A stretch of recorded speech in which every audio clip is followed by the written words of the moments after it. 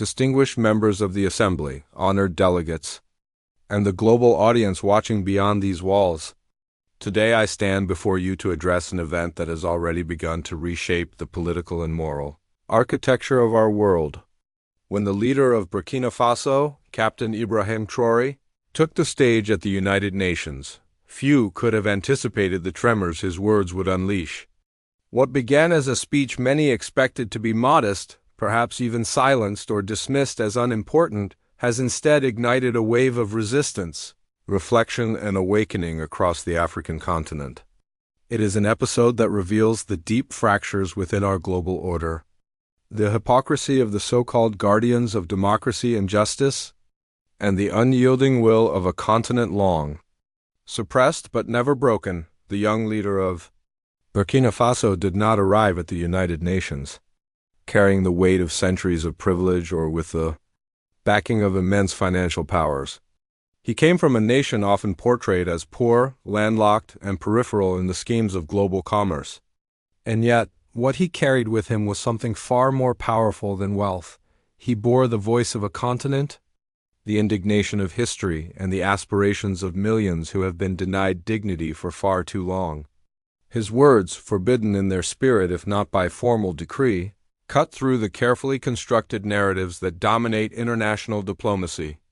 They were deemed dangerous because they challenged the very foundation of how the world has been ordered, and more importantly, who has been allowed to speak truth within it. Ibrahim Traoré's address was striking not because of flamboyance or theatrics, but because of its unapologetic clarity. He reminded the world that Africa has been shackled by a system that pretends to embrace liberty while ensuring dependence, that preaches partnership while enforcing exploitation. He recounted how institutions designed under the guise of international cooperation have functioned as instruments of control, siphoning Africa's resources while leaving its people impoverished. He confronted not only the legacy of colonialism, which still casts a long shadow, but also the present mechanisms of neocolonial domination, the currency regimes, the debt traps, the trade imbalances, and the military interventions masked as humanitarian missions. What made this speech forbidden in its essence was not simply the criticism of powerful nations or organizations. Criticism, after all, is tolerated so long as it remains rhetorical and harmless. What made it intolerable was that Traoré spoke not as a supplicant but as a sovereign.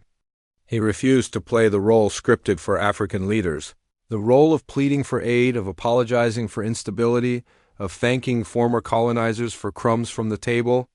Instead, he declared that Africa owes no apology for demanding its place at the table of nations as an equal. Not as a perpetual pupil of the West, he rejected the notion that development must come at the price of sovereignty. And he made clear that dignity cannot be negotiated. This message resonated because it was not abstract. He pointed to the concrete realities of Burkina Faso, a nation that has endured repeated assaults, not only from violent groups but also from the economic structures that perpetuate vulnerability. He spoke of how, despite decades of aid programs and international summits, Burkina Faso remains burdened by systems designed to keep it dependent. He illustrated how gold, cotton, and other resources flow outward, enriching distant capitals while his people are told to be grateful for loans that deepen their debts.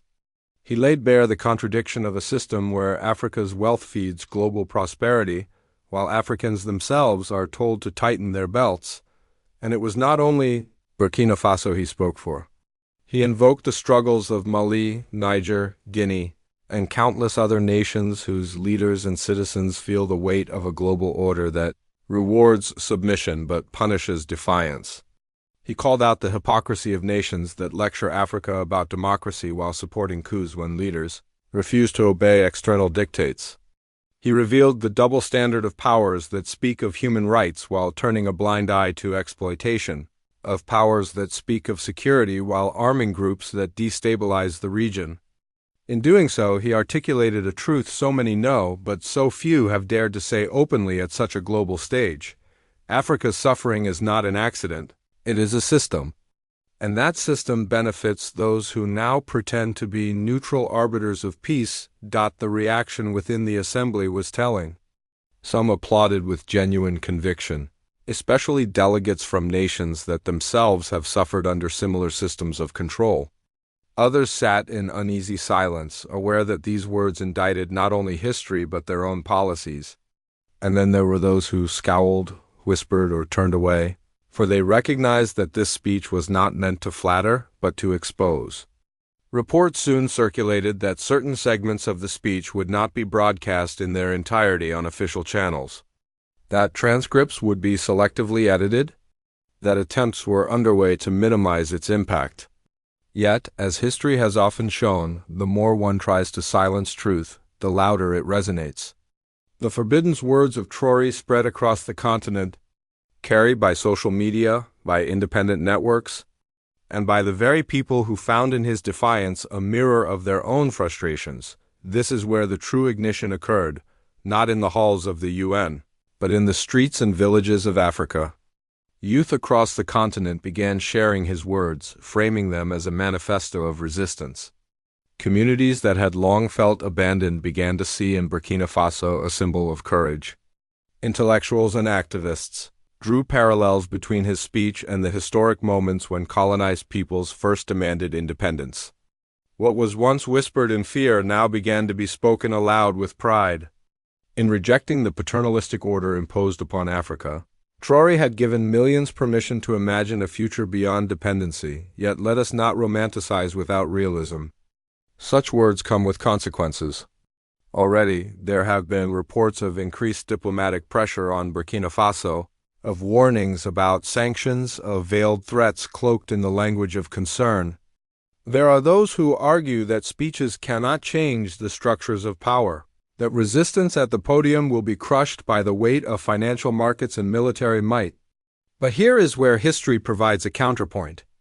Ideas, when voiced with courage and clarity, have a power that material force cannot entirely suppress.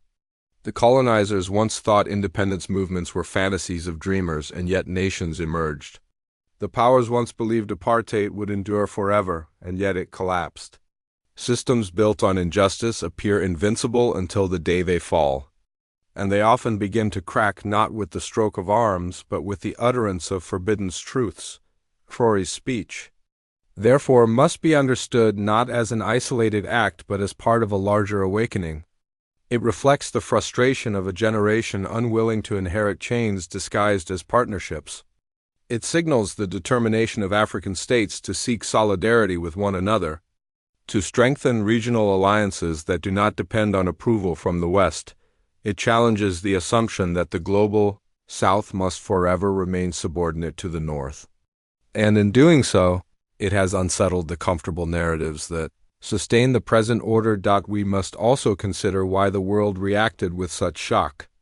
Was it truly surprising that an African leader would dare to demand equality? Or was the shock rooted in the fact that such honesty was delivered at the very stage meant to uphold international order? Perhaps it was the recognition that the mask had slipped, that the carefully choreographed image of global harmony was pierced by the raw reminder of exploitation. The forbidden speech did not introduce new facts. It reminded the world of realities it prefers to ignore.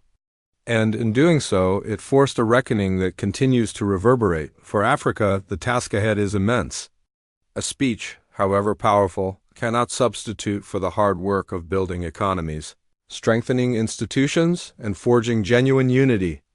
But it can inspire, and inspiration is the seed of transformation. Already, we see conversations across Africa shifting.